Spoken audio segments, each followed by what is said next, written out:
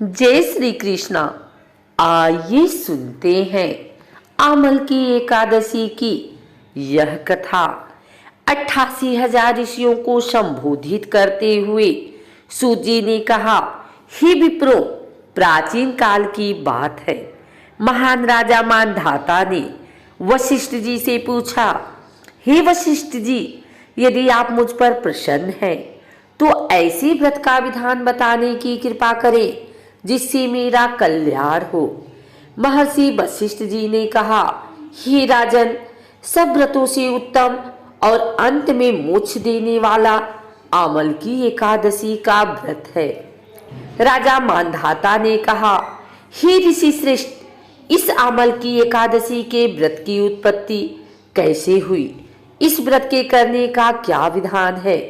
हे वेदों के ज्ञाता, कृपा कर यह सब वृतांत मुझे विस्तार पूर्वक बताएं। महर्षि वशिष्ठ ने कहा, हे राजन, मैं तुम्हारे समक्ष विस्तार से इस व्रत का वृतांत कहता हूँ। यह व्रत फाल्गुन मास की शुक्ल पक्ष में होता है।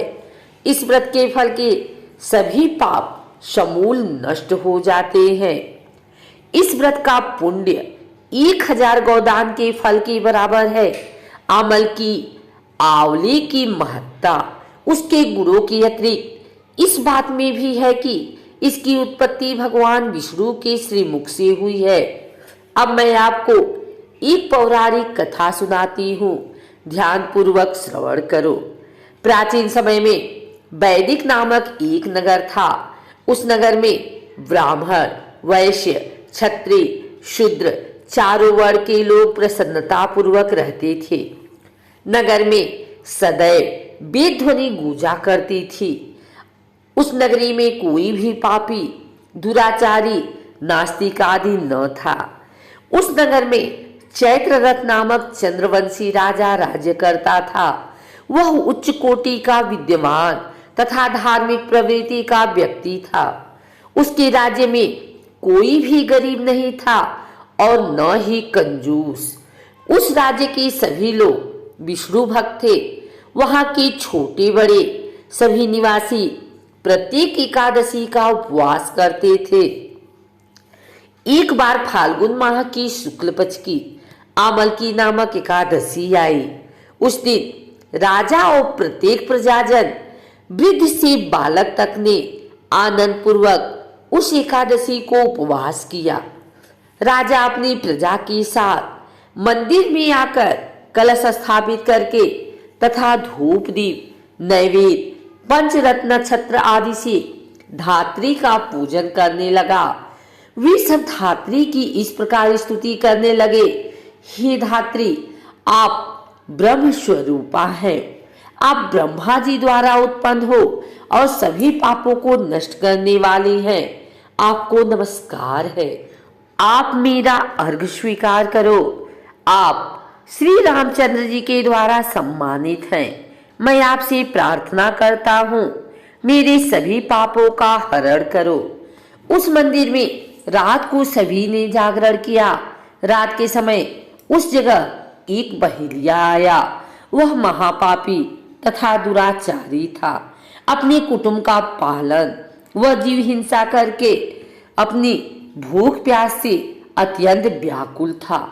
कुछ भोजन पाने की इच्छा से वह मंदिर के एक कोने में बैठ गया। उस जगह बैठकर वह भगवान विष्णु की कथा तथा एकादशी महात्म्य सुनने लगा।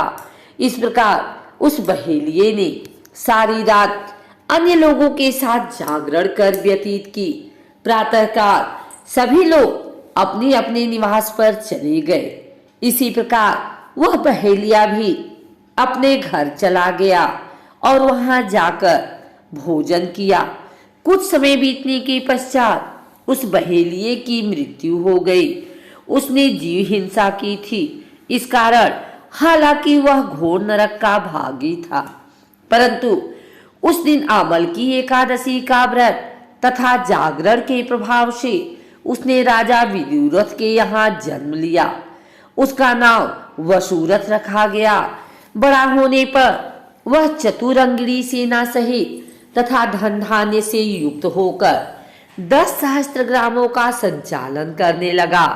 वह तेज में सूर्य की समान, कांति में चंद्रमा की समान, वीरता में भगवान विष्णु की समान तथा क्षमा में पृथ्वी के समान था। वह अत्यंत धार्मिक, सत्यवादी, कर्मवीर और विष्णु भक्त था।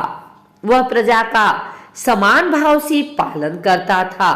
दान देना उसका नित्य का कर्म था। एक बार राजा वसुरथ शिकार खेलने के लिए गया।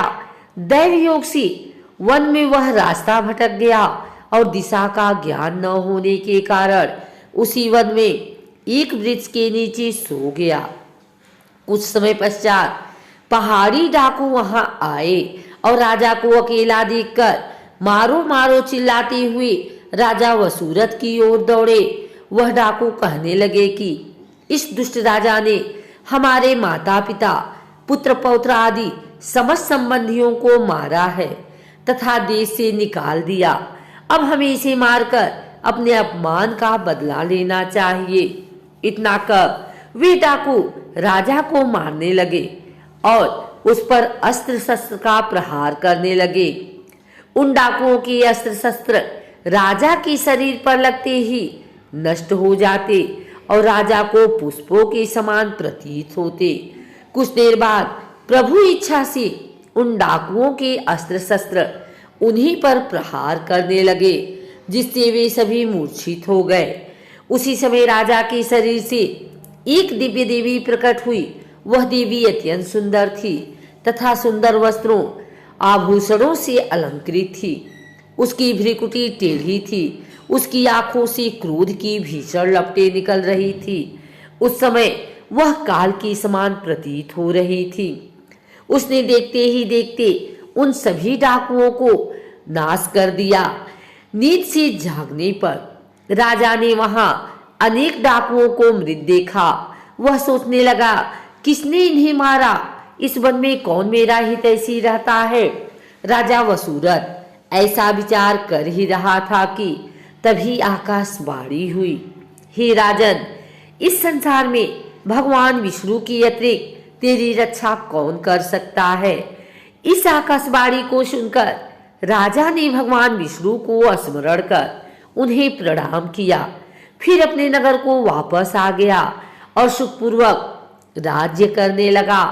महर्षि वशिष्ठ ने कहा, हे राजन, यह सब आमल की एकादशी के व्रत का प्रभाव था। जो मनुष्य एक भी आमल की एकादशी का व्रत करता है वह प्रत्येक कार्य में सफल होता है और अंत में बैकुंठ धाम को पाता है। भगवान श्री हरि की शक्ति हमारे सभी कष्टों को हरती है। यह मनुष्य की ही नहीं अपितु देवताओं की रक्षा में भी पूर्णतया समर्थ है। इसी शक्ति के बल से भगवान विष्णु ने मधुकैटभ नाम के राक्षसों का संहार किया था। इसी शक्ति से उत्पन्ना एकादशी बनकर मूर नामक असुर का वध करके देवताओं के कष्ट को हरकर उन्हें सुखी किया था।